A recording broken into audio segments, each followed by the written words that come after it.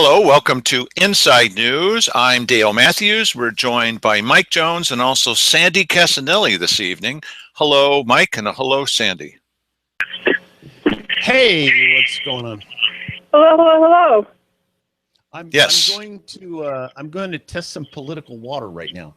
Yes, that's what it says over my shoulder, testing the political waters. It's delicious.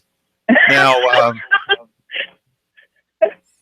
so Mike, now that we've gone on the air, while I'm talking, I'm getting a little more echo. So anyway. Yeah, and it's funny how that works. What I'll do is when you're on, I will just mute Sandy Casanelli, which is the sort of the situation we like to have her in anyway. So it's nearly impossible. So, okay, good luck with that. All right, so what we're going to do is we're going to start tonight with a little bit of breaking news, something that we're going to be announcing well before anybody else. I like it that way. I'm just competitive enough to like to do that. You may all recall that we were involved in a water scare in Josephine County, in Jackson County with the city of Grants Pass, where the idea was supposed to be that there was arsenic in the water. And as it turns out, the bill for that scare was more toxic than the water. Here's the quote from Eder Campuzano of the Daily Courier. Now, they're not going to be putting out this story, according to him, till after the weekend. We've got it now. But I talked to him in order to get a quote. Over $77,000 for about a month of notes, end quote, was the bill presented this week to the taxpayers of Josephine County by Eric Schaafsma of the Grants Pass Water Lab, according to Eder Campuzano of the Daily Courier. You may recall that Cheryl Walker and County Health Director Diane Hoover had joined together with Eric Schaafsma in pushing for what turned out to be an unfounded rumor about arsenic in our water. And that quickly led to a pretty lucrative 5-year contract with Schaafsma's company, totaling over $650,000 in 5 years. And somehow the commissioners found that in our bare bones budget here in this county. Now, the contract was immediately terminated after local citizens Viken Nikodian and Lori Johansson, you'll remember this, joined forces with Nielsen Research, a well-regarded local firm, to prove that there was no arsenic in the water at all. Now, after the initial test, Nielsen did all the rest of the testing for free. So, according to County Legal Counsel, Schaafsma charged $77,000 of the $135,000 yearly contract for the work that he did in just 1 month. Wonderful. Now, there's also a political side to this beyond the obvious. What is it that we've been saying, Mike, about Cheryl Walker, and why would she be so anxious to make a deal with the vice chair of the Republican Party, which is Eric Schaafsma, who happens to also own Grants Pass Water Lab? Why would she want this thing? You know what? That's a good question. I don't see the political connection there. I think personally that, and I guess this is a political connection. I think that that Cheryl is in the full-on legacy hunt all the time. She's looking for something to, say, I did this. And, perhaps use that to run on, or at least to say that, during my time as Josephine County Commissioner, I saved them all from being... Especially the children. I saved the children, Mike. The children, think of the children. Yes. Now, as it turns out... I don't think there's a quid pro quo between Schaafsma and her, at least not one that I see. Do you see one? No, I don't see one for that, but I do potentially see one for somebody else that got involved in this big time. And you wonder, now, what would the Oath Keepers, why would the head of Oath Keepers, and that would be Joseph Rice, why would he be so hot about this water thing beyond everybody caring about our water quality? What is it that the vice chair of the Republican Party, this is speculation, of course, possibly do as a political favor for Joseph Rice? Yeah, I don't know. Remains to be seen.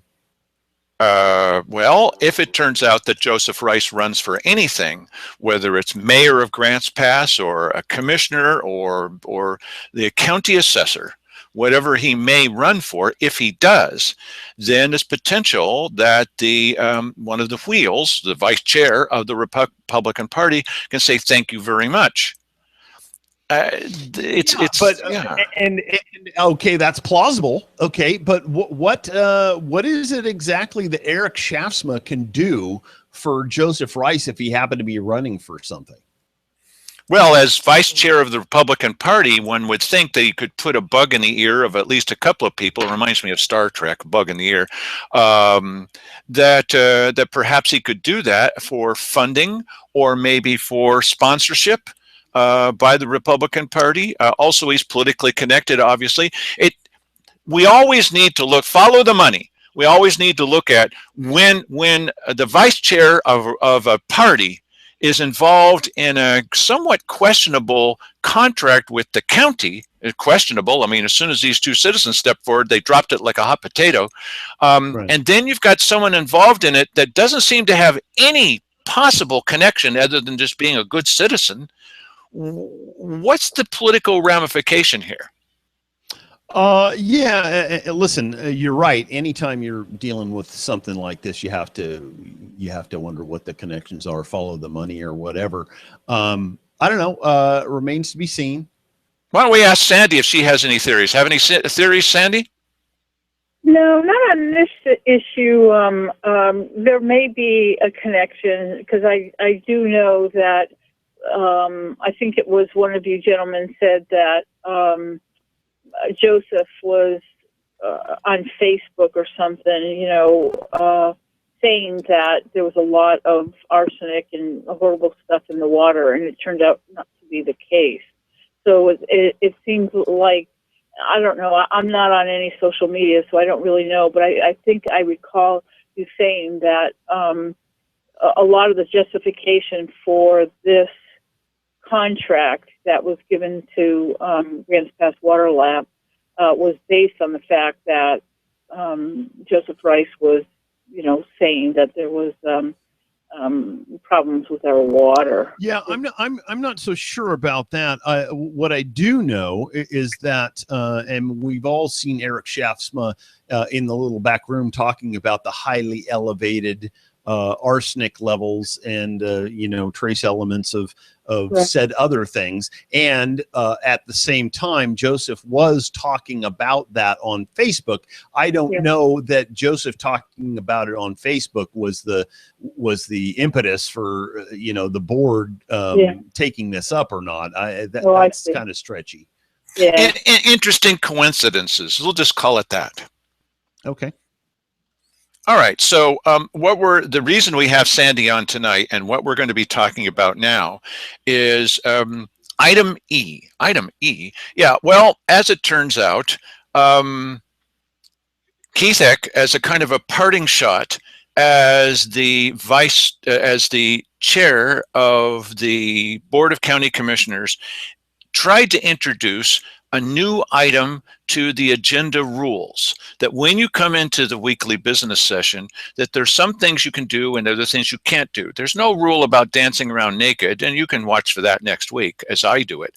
But there are rules about being really rude and disruptive in a way. Remember when Simon here cut the power because I was trying to tell people what it was that he had said that was false, and he cut the power and said, that's disruptive for me to say that, okay?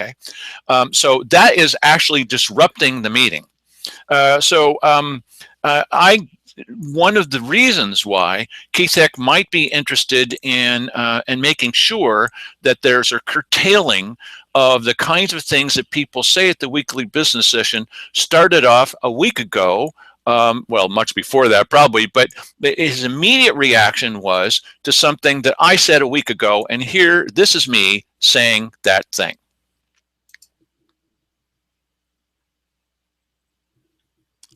It is.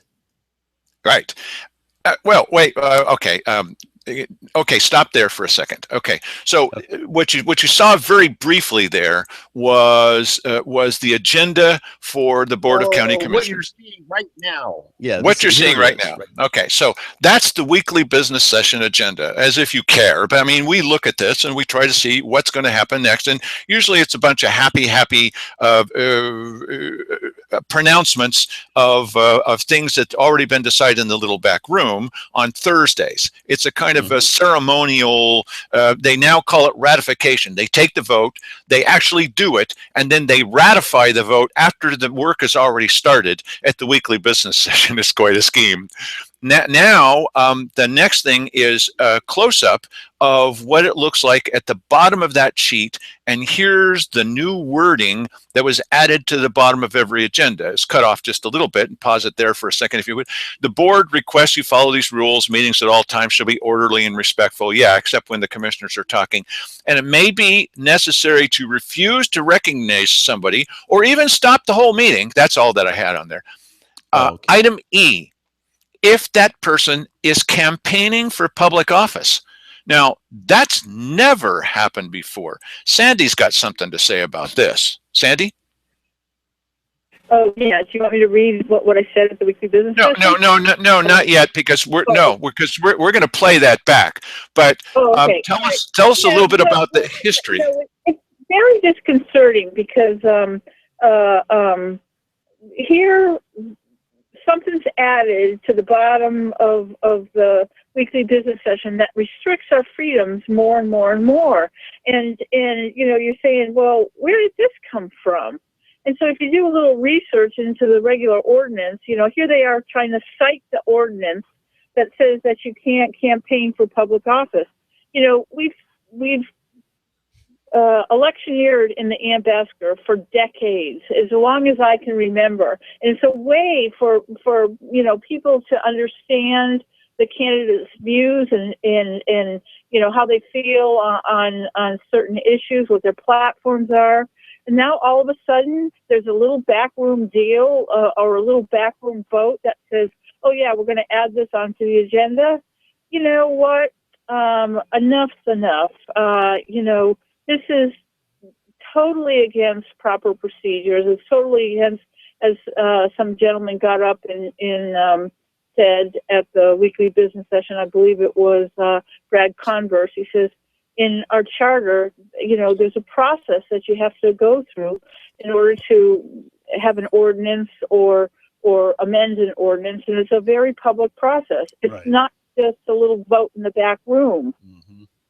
All right, so here's what I said. Sorry, there's a little delay in the show. Here's what I said that I think prompted Keith to make a speech in response to all this. And so there's two issues that are happening. One is this new rule at the bottom, and here's the kind of thing, in my opinion, that Keithek is trying to avoid certain people, read Dale Matthews, from saying. Go ahead, Mike.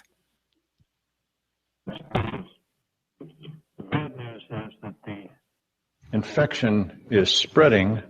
The good news is there's somebody that's doing something about it. Doug Bridenthal over in Jackson County was turned in to the Oregon Government Ethics Commission by his own county government. And so now they're going to investigate that. That probably started their actions, probably started because of what happened with the governor. And their next target was our county commissioners. And they have found them guilty, according to the OGEC, and next will be the penalty phase. The commissioners will certainly appeal this, at least till, trying to push it back to at least till after the election.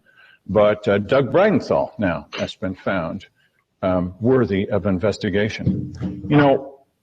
Josephine County leads the way in many ways in this state, and it's the only place I know of where sitting county commissioners call their constituents dirty names at open public meetings. That's unusual. That's not usually seen in some kind of county government, where they openly break the law and even brag about it. I know we're breaking the law and I don't care.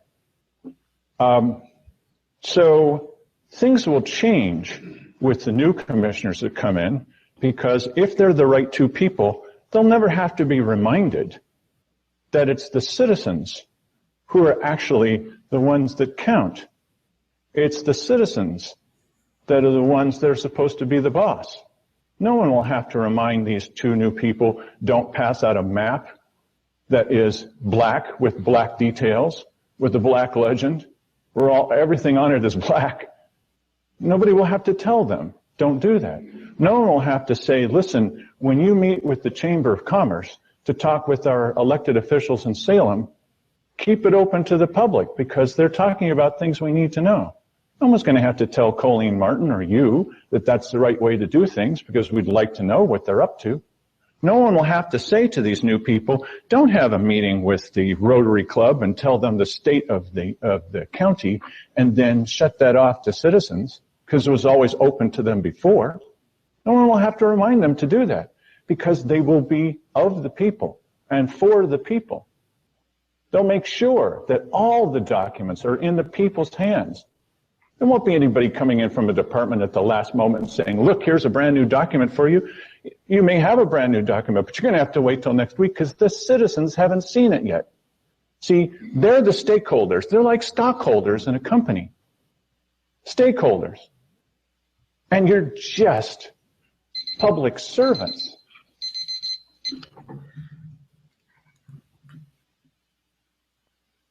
Yeah, that's that Now, crazy guy. What this is about is that same night I went to the Grants Pass City Council and I said to them, you know, regular folks, just common sense people from the community know that we don't want a Grants Pass sales tax to be the first one in the state. Regular folks would do a better job. A piece of cardboard would do a better job, in my opinion, but regular folks would do a better job. At least cardboard doesn't lie to you. They would do a better job. So just at the same time that Keith Heck has this new rule where you talk about the fact that you're running for office, then he decides in this next clip to do this law. Where did this presentation come from? And the point of the presentation is, regular people can't possibly be leaders. I mean, they have to come from the leader class. Watch Keith Heck and his presentation to the public now. The question was asked, do you trust the government always or most of the time? In 1958, the survey showed that 77% of Americans could say, yes, we trust in the government most or all of the time. In 2015, that had slipped to 19%. So to say that there's this tremendous breach between what the government is, whatever that might be represented, and who we are as those voicing ourselves, there's been a tremendous decay in this concept of Americans trusting the government. And you can see that in the process of decay. The second question was asked, very good, a great deal of trust and confidence in the political wisdom of the American people. 1967, 63% said yes, they did have a great deal of trust. 2007, that had slipped to 57%. 8 years later, that has slipped to 19%. So a good deal of trust and confidence in political wisdom of the American people. Very low level of confidence in that American people making good, wise decisions in the political arena. The third question was asked, or my comment was, yet 55% think ordinary Americans would do a better job solving problems. Ha ha, as he laughs. And 74% think most elected officials put own interest ahead of the country. Now you stop and you think about that a minute. All this negative, decaying, breaking up, trust, having low confidence, but yet 55% think that the ordinary Americans could do a better job solving the problem And the reality is that if they are elected, they become part of this elected officials group. The big issue, as I see it, as we are reflecting on these things, and this poll showed it up very well, we have a difficult time of communicating and making sure we are understanding one another. There is not an individual or an organization that has the answers for our country. It is a process of where we work together. One gets a slight sense of humor out of the fact when we talk about the American beginning of our American government. You talk about a contentious, wrangling, hollering, walking out argument that took place continually for a long time to arrive at this Declaration of Independence. But yet they were committed to the process of seeing a successful conclusion. And okay, my only concern is that we have the same commitment to seeing a solution for us as a people, as a country, as a county that they had 200 years ago. Because it takes time, it takes work, it takes effort, and it doesn't take everybody agreeing with everybody else in order to see these things come about. We have a terrible, terrible situation going on out in Harney County.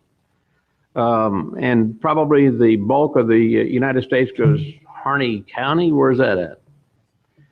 They don't know. And it's because it's rural. It's a population of less than 10,000 people in the county. It's not a big issue because it doesn't involve a lot of numerical people. But it's a philosophical issue that is a grave concern. And that's the thing that we need to be able to argue, not just vociferously on the basis of what I believe. We need to get back to this idea of what are the principles and the underlying causes and the underlying points of which we can argue from. This is a very serious situation in Harney County, and we need to be aware of that. It doesn't need more noise, but it does need committed people working through the noise to arrive at a good reasoned conclusion. We're fortunate, unfortunate, in the sense that out of Josephine County, we have some very active leaders in that whole process of trying to bring resolution and closure to the situation in Harney County. That opportunity passed. Those opportunities are not available anymore. They have to try a different tact, a different way of addressing some of these issues.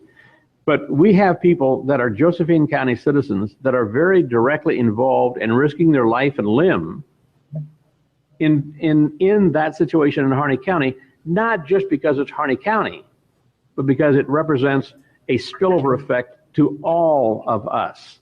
And whether we like to admit that or not, it is impacting all of us and will impact all of us. And we need to be very conscious of that and to make sure that we are wise in what we say. I'm very proud of having a grandson, an individual or family we've raised since he was about a year and a half old, and he's now 24, soon to be 25. And could not be prouder of him. He's done very, very well. He finished his 6-year tour out of the National Guard, and he is part of this group going over to Harney County out of Josephine County, trying to bring some stability and some opportunity for people to talk together. But talking with him this morning, and it's a serious situation that we all face because it's not just a county of 10,000 people. This is a philosophical question that we need to come to grips with and to deal with smartly, wisely, and to have some impact that goes far beyond just, I've got a louder voice or a bigger gun. Because as I said before to him and to others, if you want to say you're going to take up guns and stand against the state of Oregon or the United States, you ain't got enough guns. And if that's the only thing we can wage a war on, then we've lost the war before we ever start. Philosophically, arguing over principles and points, those are the things that change people's minds and not just a louder voice. And we need to be cautious that we not get sucked into that whole system. But anyway, I thought that this Pew study would be a very visual graphic of how we are losing the confidence in the political core but yet we all acknowledge that we have no other solution than the political core. And once one becomes one of those politicians, then you fall into that same category of not being trusted and everything else. So it's a serious issue, but my 2 cents thrown out there. Now, a lot of what he said, I agree with. I don't disagree with everything that he said. Right. there. But it was a sandwich, wasn't it? Yeah. It was an opportunity. Why did he start it off this way of talking about losing faith in your leaders? Why did he start it off this way by laughing at the idea, literally laughing at the idea that regular citizens could possibly run a government? That's a very odd way to start this pretty good speech. I think what was going on there, though, is he was, trying to say that that people had more faith that their fellow citizens could do a better job. But of course, when one of your fellow citizens becomes one of these elected officials, now they're one of the elected officials. But you know what? It's clear to me, and we don't have any of them that I know of in this county, that you can have a different kind of elected official. They're rare as hen's teeth, but you can have a different kind. And, I don't know. I don't disagree with everything that he said there. Nor do I.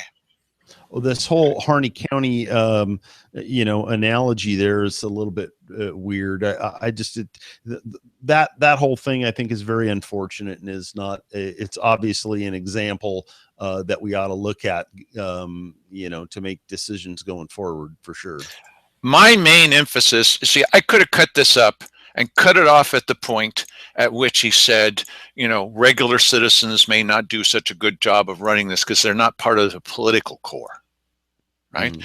I could have, but I wanted to let him say his whole thing because that's fair. And most of what he said was right on. I agree with it.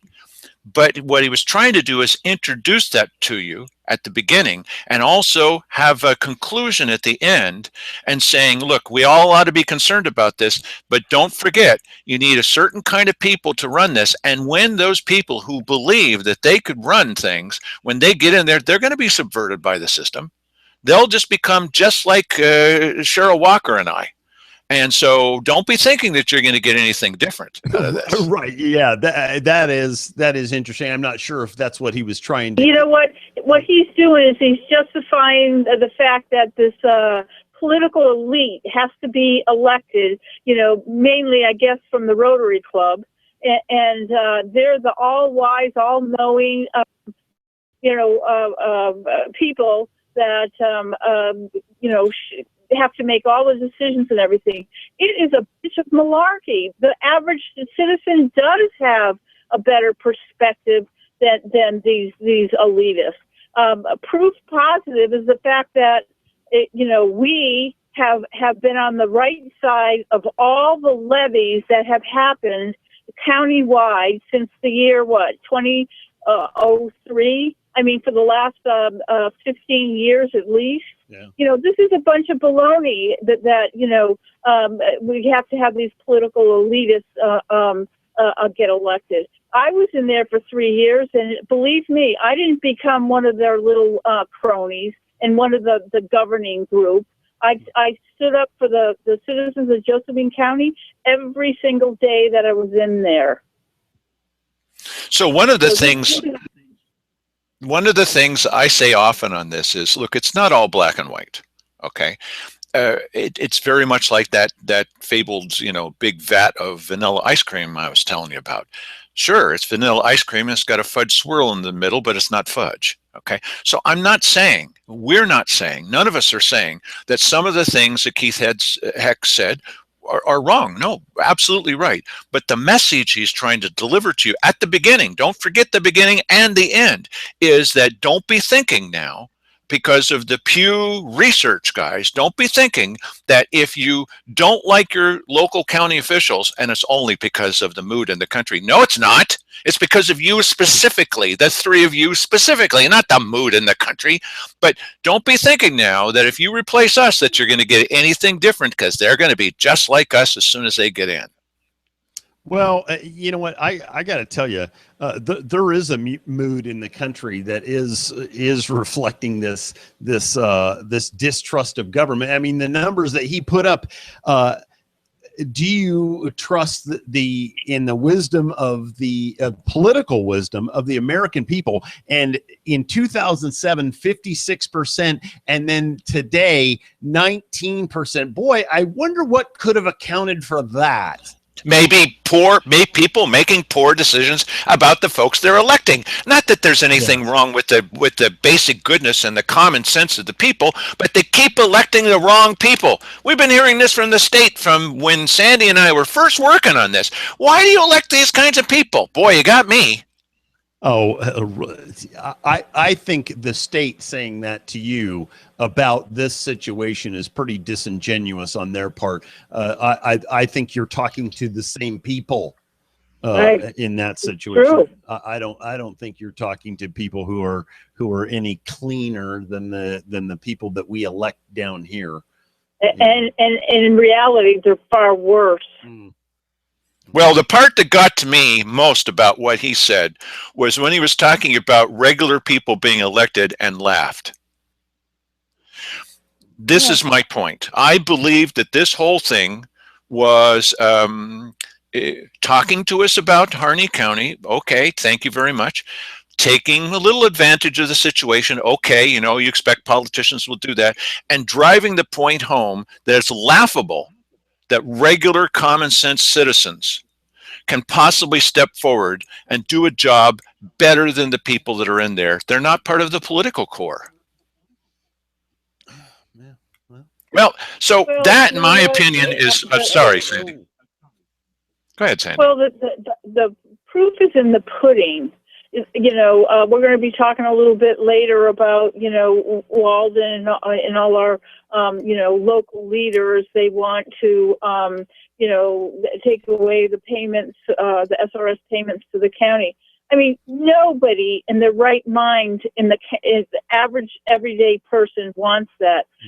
These elitists just want it because it's too damn hard to fight every year to get our money. But the problem is these people are not talking to the regular people. Walden goes and has lunch with the Rotarians. Yep, you know, I listen to Josephine County. No, you listen to a certain segment of Josephine County who is so politically out of touch to the common person. It isn't funny. They're on the wrong side of every single levy, taxing district, and sales tax that's been going on. They're isolated. They're not talking to the regular person. And that's the disconnect. That's the distrust. And they're not working for a common solution. When they have solutions, they don't take advantage of it. A classic example is the road reserve fund going to the sheriff. They wouldn't do it. Right. Yeah, you know what? They're the common solution that they're interested in is one thing, and that's increased taxation. Hey, listen, while Sandy was saying this about you know, the SRS payments being cut back, I thought of a good way to make sure that the SRS payments not only come back, but are given to us in full O&C measure. And that would be, we bump our primary up to just before Iowa. And then we would make sure that we would get our full SRS payment measure every year. As a matter of fact, Trump would be coming in here arguing that it needs to be raised. I like this idea very much. Oregon would be first. Yeah. California would be last because that is, you know, that's where more electoral votes are than any place, right? I like this idea very much, Mike. That's good. Yeah. And where's the political will among our leaders to insist that we go first? There is none. No, and there isn't any, but I'll tell you, it would be the fastest way of taking the stops out of everything. I mean, this fight that we're going to have with the federal government in order to get the whole ONC thing sorted out, or to get them to release their federally held land in this county. That's a long, hard legal fight that is going to have to happen. But I'll tell you what, you move your primary up to January 15th, done deal. It's all over with. They'll be throwing money at us so fast we wouldn't know what to do with it all. And That's a great idea. I've got a couple more. Go ahead. I've got a couple more. I've always said regarding these federal payments, okay, federal government, you're having difficulties paying this money that you owe to us, to the counties. Well, I can understand being financially strapped. So how about some of these ideas? Federal government, give us the $12 million each year that you owe us in cash. Oh, you don't have that money? Well, let's maybe we could instead take $12 million of product out of the forest each year. Sure. Either lumber or minerals. Oh, you don't really like that idea? Well, how about let's take a map and put it on the table, and why don't you just give us $12 million worth of land each year that we can outright own, right, and manage ourselves? Right. It's not really hard to find solutions to these problems of the economic development of Josephine County. Right. It's not hard. Yeah, it's political will. Yes. Yeah. And Mike's right about the primary, because you look at why are corn supports there for Iowa. Gee, I wonder why they continue every time there's an election, because they're at the beginning. And so corn supports, timber supports. Yeah. Brilliant idea, Mike. That's the only reason. No one would give a tinker's cuss about Iowa and their corn subsidy if it wasn't the first. And a politician can come in and go, I will fight to make sure these continue. I'll fight to make sure they continue and be increased by 10%. And it goes on and on and on. By the way, just a little parenthetic. Instead, we have elected leaders who don't even want to fight for their own county. Just a little parenthetical note about that presentation. You may have seen that that there was at least one section in there where Keith Eck was saying 1967, where he meant 1997. I went and looked up because I'm not going to take his word or any politician's word for what that Pew Research thing said. So I went and looked it up and added in a couple more details and corrected some things that he said. Speaking of correcting things that people have said, here is Sandy Castanelli at the weekly business session pointing out details about item E, which we began this broadcast with. Sandy, take it away on tape.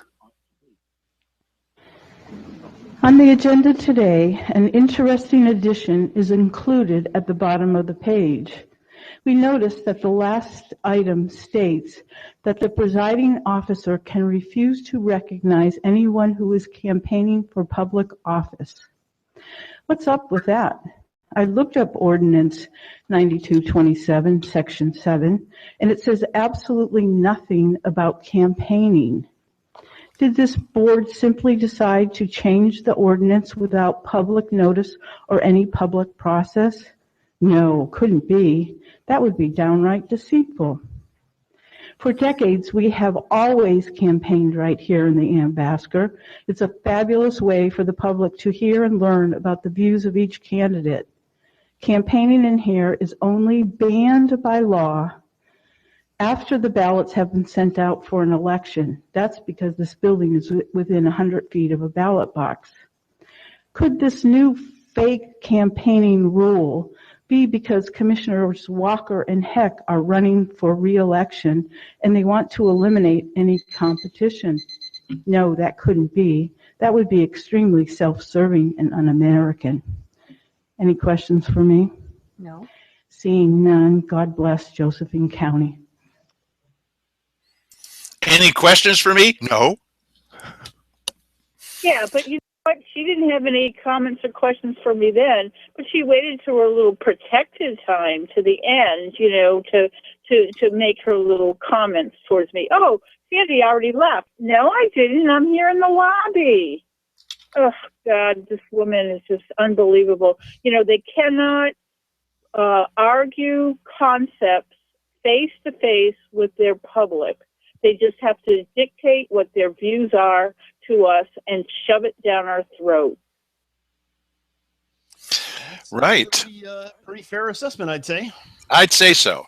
Okay, so I think that we've clearly established the idea that the reason Keith Eck came up with this as his parting shot, as his poison in the water, just right when he was leaving as the chair and adding this thing on to the agenda, because he wanted to match what Darren Fowler is doing over at the city council meetings, which is stop anybody from competing with the elected officials that are there already, because they are really vulnerable after this grants pass sales tax thing. So they want to cut off all conversation from certain people. Hello, I think that resembles me. And so Keith Eck wanted to do the same thing. The problem is you can't change an ordinance just because some guy that's running for office would like it changed. Doesn't work that way, and you have to have public testimony. They decided in a little back room, and we reported on the same day that it happened. Then other people picked up on it, and they said, oh, look, they're reporting it for the first time. Well, not exactly, but whatever. Okay, so what's the result of all this? So this Thursday, couple days ago, no, yesterday, the commissioners were in the little back room. Keith Eck had gotten up to go to another meeting. After he left, here's what happened. Mike? Item matters. Yes. What do you have here? Item E. Oh yes, the agenda. The agenda, item E. Oh, what do we know? The board asked us to put that on as item E. I didn't realize at the time it was part of an ordinance. We cannot list it as item E. We can either remove it or renumber it. What's the board's pleasure? I say remove it. I don't see how it's really enforceable. And I'm not going to enforce it as chair. I'm not going to, so. Well, did you suggest it? No. I didn't suggest it.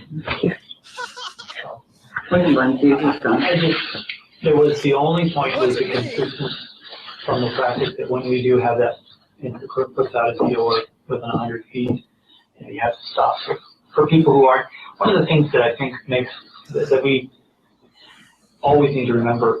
Now we go into the blather. Not everybody who comes has ever been to one of our meetings before. So what we do when we start our meeting, it should be starting from scratch and outlining for everybody, not just the rules, but our process. We go blah, through blah, our agenda, blah, blah. we don't follow it the way typical agendas do. We went through this, we go all the way through. We don't go back to take action on a... Why are you saying this? You know what I mean? Mm-hmm. So explaining that you have an opportunity to talk about something before. That was the whole reason, and maybe that was set up before this, before, I don't remember. That would be beneficial, but I don't think we... Well, and when you go back and look at public meetings and everything, the rules should be general, broad, and generic enough to encompass things that may come up that you can't address every specific item. Yeah. Like cameras in your lap. Anything, if someone becomes, if they come in with signs and demonstrations and trying to encourage people to support an issue or candidate, that obviously comes under B, so anyway, did we have to vote on this? No. Okay. Just direct me. Okay, direct to remove item E. In his defense for bringing it forward, it came from the city, so it was another jurisdiction that just find something. I think that's where he got it from, was the city. Yes. So, yes, he did. Yeah, because I remember when he was discussing it. Ordinance for the city, but it is for us. No, I'm not interested. Okay, any liaison updates? I don't think anything specific that needs to come forward. Okay. Public Works is proceeding, but they're probably maybe doing it all weekend. Yeah, cleaning up the road. Yeah. Okay. So they just go on to the next subject. There's the end of Keith's control over his opposition. Not going to do him any good anyway. Yeah. It was interesting that Cheryl said she's not going to enforce it. You know, how did they originally put this on? Was it a vote by the little back room that, yeah, we're going to add this on, or was it just something that Keith added? I don't know. Well, no, what happened in the little back room, and that's what we said on the show. You need to watch our show, Sandy. What we said here is that Keith wanted to do this, and the other two said, oh, okay. And so he just did it and added it on. And now it was part of the new rules according to the ordinance, except, as you pointed out, it's not in the ordinance. Right. He just wanted to do that. And Darren Fowler just wants to do it. Dan DeYoung just wants to do it to try to stifle any possible criticism and anybody running against them. Unbelievable. The audacity. It's amazing that these people, they never cease amazing me. You know, it seems like every couple of weeks they're doing something that's just like in your face with something that's blatantly morally questionable. Yep. Right. Now, speaking of morally questionable, Sandy Casanelli got a chance at the Cave Junction quarterly meeting to read a statement that I couldn't record because I had been recording 4 hours of video that day back to back, and I ran out of battery time. So as our final parting shot here, some morally questionable words from Sandy. No, that doesn't sound right. Sandy Casanelli will now bring up some item that she was saying in a morally questionable way. No, that doesn't sound right either. Well, anyway, take it away, Sandy. Well, KJO had reported that Walden said he's heard from local leaders who want the payments to stop altogether because they make it more difficult to find long-term solutions. And when I saw that, I says, wait a second, this is a bunch of baloney. Walden's only talking to the Rotary elite, and he's not talking to the regular people. So this is a letter that I wrote to Greg Walden. It says, Dear Greg, in the KJO write-up regarding federal payments to counties, it stated just what I read, that Walden said he'd heard from local leaders who wanted the payments to stop altogether because they made it more difficult to find long-term solutions. If those local leaders are members of the local Rotary Club you attended last week, you're being woefully misinformed and out of touch with the Josephine County electorate. The commissioners, all Rotarians, and their SOS and CUFS cronies have been consistently pushing for a permanent solution to law enforcement funding. So far, this has only manifested itself as trying to cram increased taxation on impoverished property owners. These leaders continually cry for levies, taxing districts, or sales taxes, but when they can make a difference, they don't. One recent example was the Budget Committee this past year had the opportunity to take $1 million of road reserves funds and transfer it to the public safety budget, but they refused to do it. The citizenry knows that giving more money to our local county government will not manifest itself in services to the public or prudent spending by our commissioners. 8 times in the past 12 years, the public has resoundingly said no to new taxes. And then I attached a spreadsheet that gave all the election results.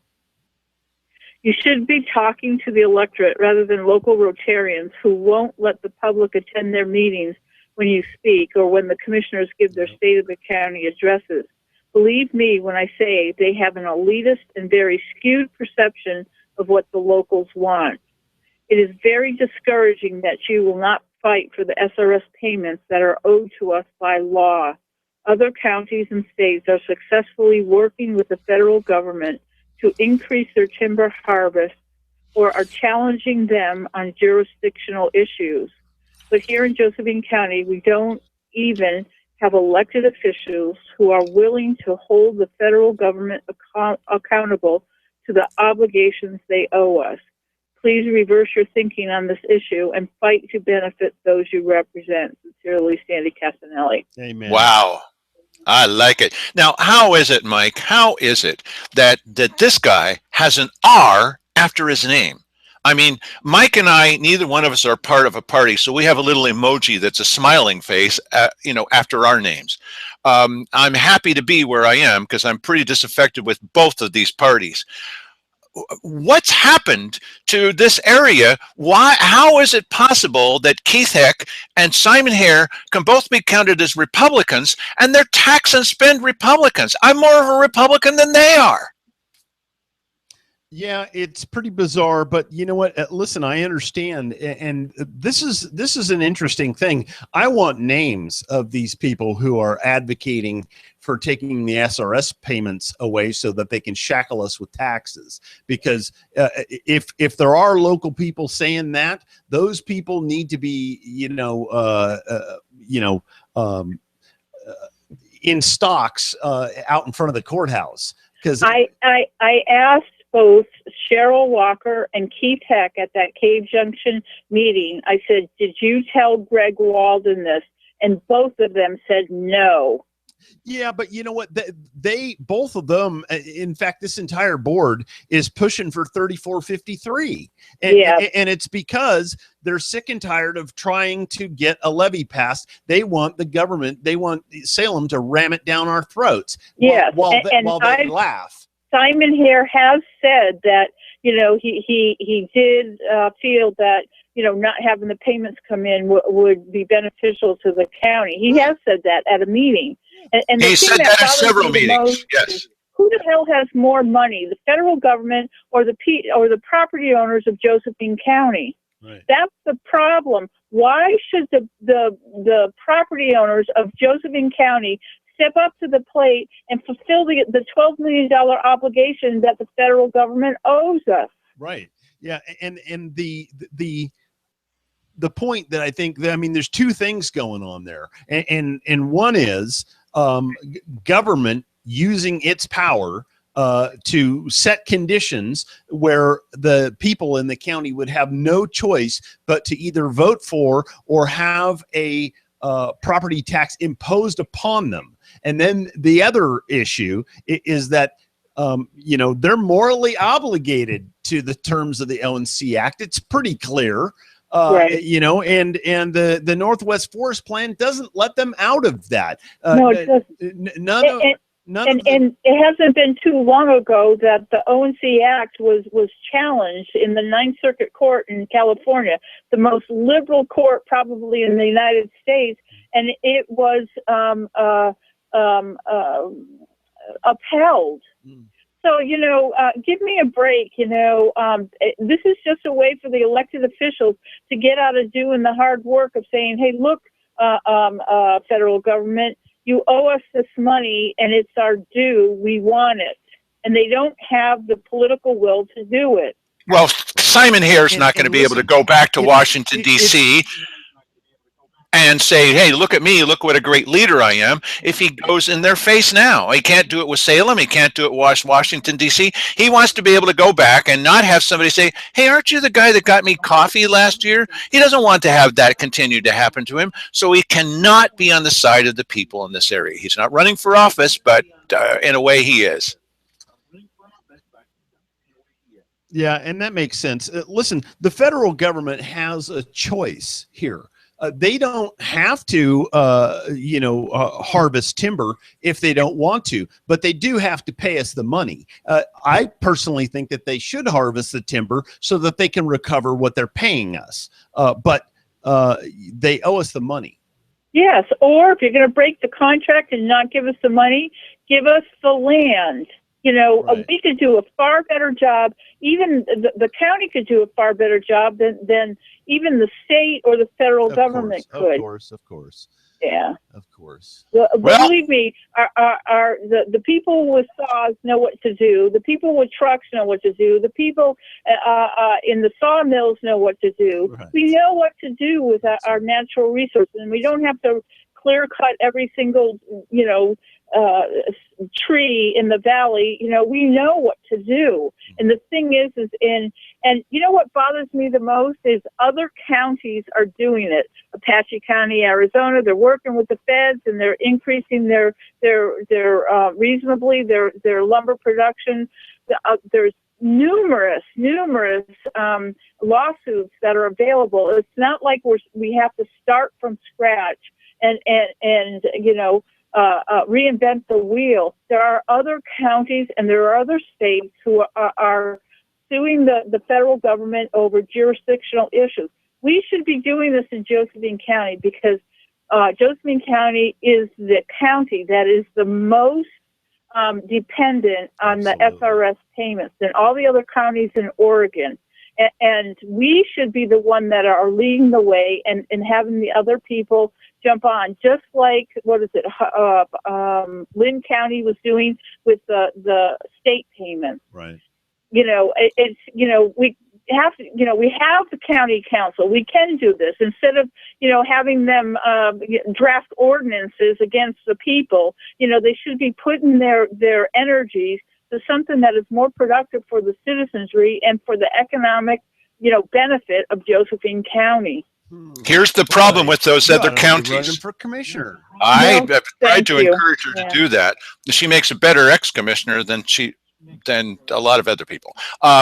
Look, one of the problems with these other counties and these other states is that those county leaders are on the outs with their own state leadership, and certainly on the outs with their politicians that are in Washington, D.C. Simon Hare, Cheryl Walker, Keith Eck, they do not want to. What you need to do is you need to get people in there who will represent the regular folks, and that is their bottom line. And once they do that and make the people here happy and be their advocates for that, then you don't need to worry about Cheryl Walker being the advocate for Salem, and you don't need to worry about Simon Hare being the advocate for Washington, D.C. You don't need to worry about Keith Eck being the advocate for the Rotary Club, because the right people, whoever they are, will be advocating for you, because we're the ones that are really supposed to be in charge of this thing, and you're supposed to be representing us, not the governor.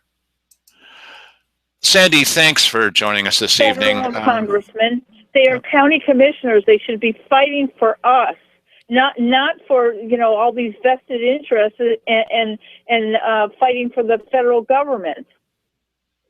Burns my butt. Oh, well, we don't say those kinds of things on this show. So, all right, well, like powder or something for that. Yes. It's funny. Oh God. Well, thank you, everyone. Go on. Yeah. Thank you, everyone, for before she gets carried away now and takes over the whole meeting during her 3 minutes. Thank you very much for joining us, everybody. I hope that you appreciate that we brought you that news about Eric Shaftsma and the Grants Pass Water Lab first, and Jack Swift, the local attorney, he has died. Okay, sorry if that's brand new news to you, but just sort of reminding, we're going to try to keep track of what is happening here locally with political affairs, and we're going to also try to tell you what's the reason that this person is involved in that battle. What can the possible political connection be? And why is it that certain politicians here locally are acting this way instead of that way? That's part of what we do. And if you know of some other place that analyzes politics, let us know, because we'll pay attention to that, and then we'll let you know what they think too. You have any parting shots here, Mike? None whatsoever. Sandy? No, just God bless Josephine County. Thank you, everyone, and have a pleasant rest of the day.